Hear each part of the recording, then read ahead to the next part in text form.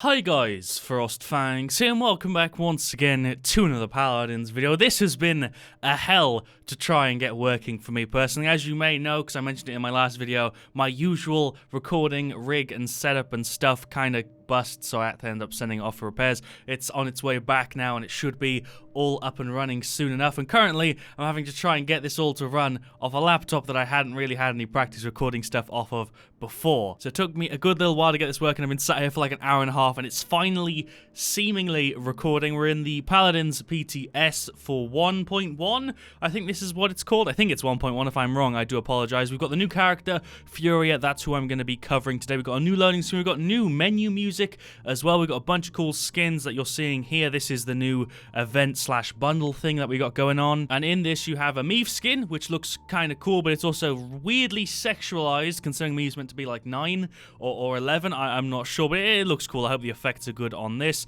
We also got the Ark Angel Bundle, which is the one for Tyre, which looks pretty cool. We got the one for Andro. I haven't actually seen any of these in game yet. These are my first time seeing them. Obviously, my quality's kind of low because I'm having to record off the laptop, like I said, but these still look pretty good. And the Drogo's one, which is what you get for getting all the bundles. This looks sick. This looks super cool. I really like this one. I'm just going to go ahead and get it because you have infinite crystals and gold in the PTS, so you can just instantly buy whatever you want. Furia's Blessing activated.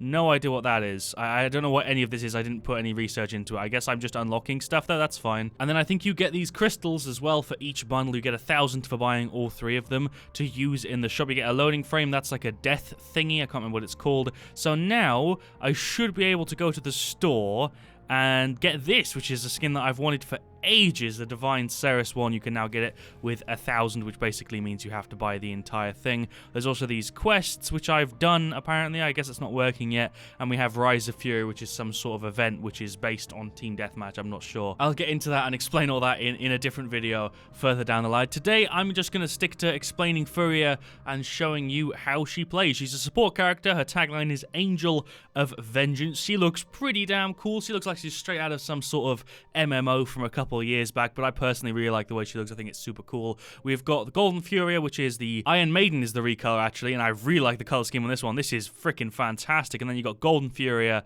which is 200 crystals, or is that for the voice pack? That's for the voice pack. They both look good. I like the wings. She's got emotes and stuff. She's got a victory pose. Wow, that looks cool. Okay, I like this. As you may know, my favorite 2 characters types in Paladins are flankers and healers that can also serve as like off damages. So we've got her basic kit here, or her basic loadout, I suppose, the one that I have gone ahead and fiddled around with. Haven't tried it though. And we've got her abilities, which for some reason don't load properly. I'm going to go through these first, and I'm going to jump into a practice game for 2 reasons. 1, I don't want my PC to blurb in a normal game, and 2, it usually takes me like 15 to 17 minutes of queue time at least when I try to get in the game, and even then I might not even get Furia, so I'm just going to stick to showing you her in the practice range, and then sometime in the future we'll play it in game. Usually when she's in live, I play them in the actual match because then we have the finished version of them, although people don't tend to get changed all that much from the PTS cycle, but that way I can show you the event and everything as well. So let's just jump into her. She's got Pyre Blade, which is a sword gun. It deals 330 damage every half a second in a medium spread, healing allies,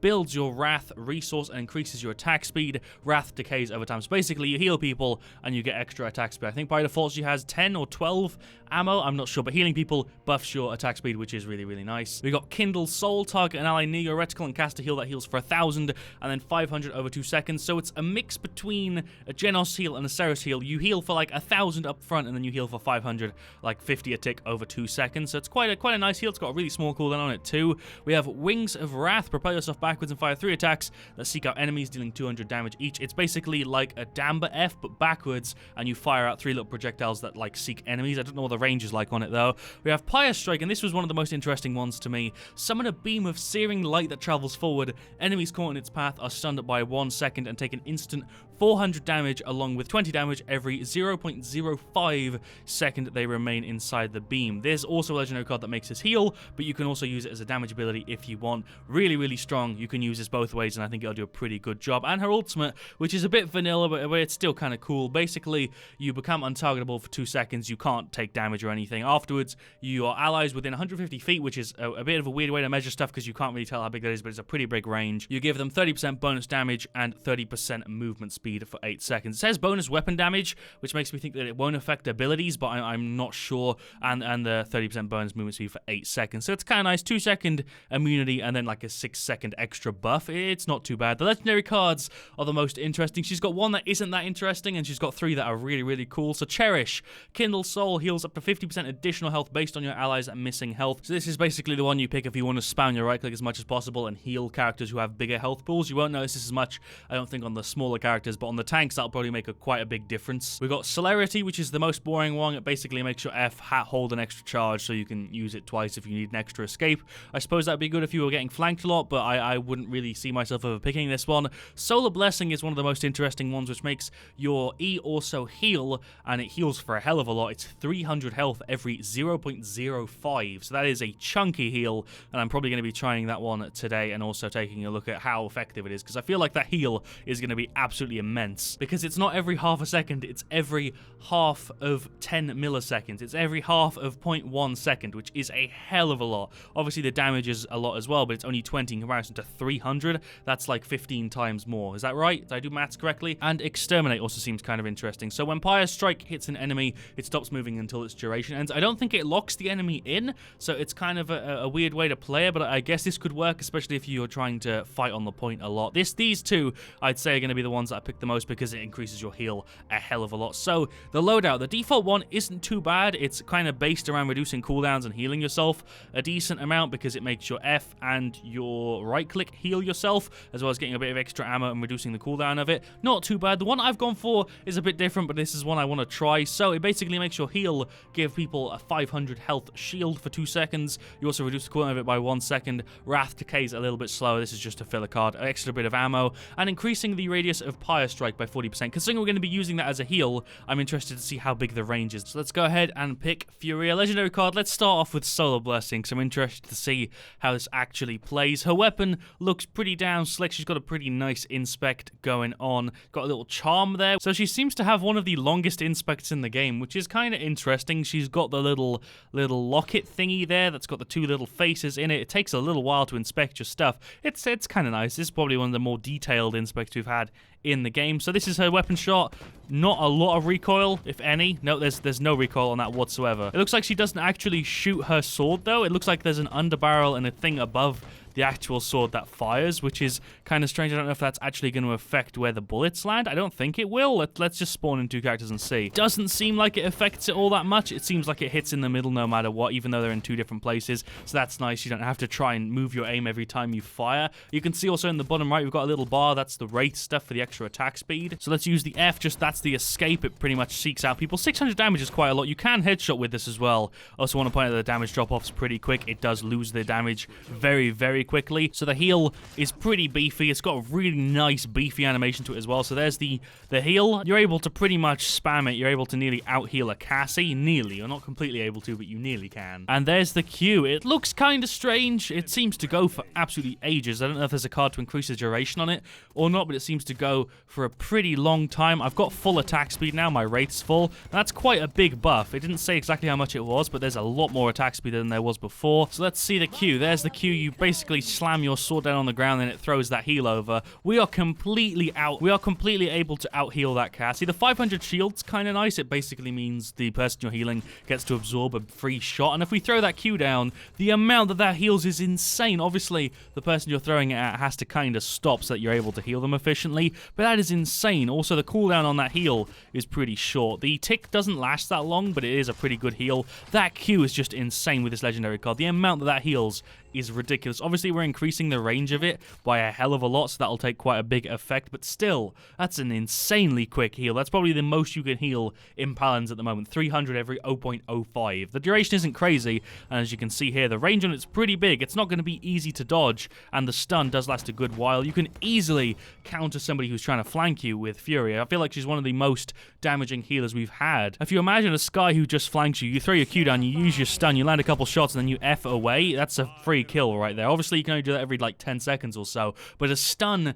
as well as a movement that deals damage and a heal, and obviously your ult gives you immunity. And the gun itself that deals pretty good damage. The drop-off, like I said, is pretty quick, as you can see. It starts to catch up kind of nicely, but it is a pretty beefy weapon. I'd say she's actually the epitome of like a damage healer. We can throw that Q down, you keep landing your shots, you dash away, and that's a pretty much done deal. And then you can obviously kill this second guy who isn't moving if you really want to. There's an interesting thing I saw with the ult as well, where if I jump, it seems to let you hover for a little while, which is kind of cool. She's pretty unique. I like the Q, I like the right click and the F. They all feel like slight variations of stuff we've already got. The weapon's really cool too, and overall I think she's going to be one hell of an interesting character to have in Paladins. She's probably going to be a top pick. That would be my guess. I could be wrong. I've been wrong before. I felt like Khan was going to be nerfed a lot, but he was actually buffed, I think, twice, so maybe they'll buff Furia, but I think she's incredibly strong. I think supports are one of the hardest characters to balance in games like Paladins, so I don't know what they're going to do to her, but right now she seems immense. The interesting thing as well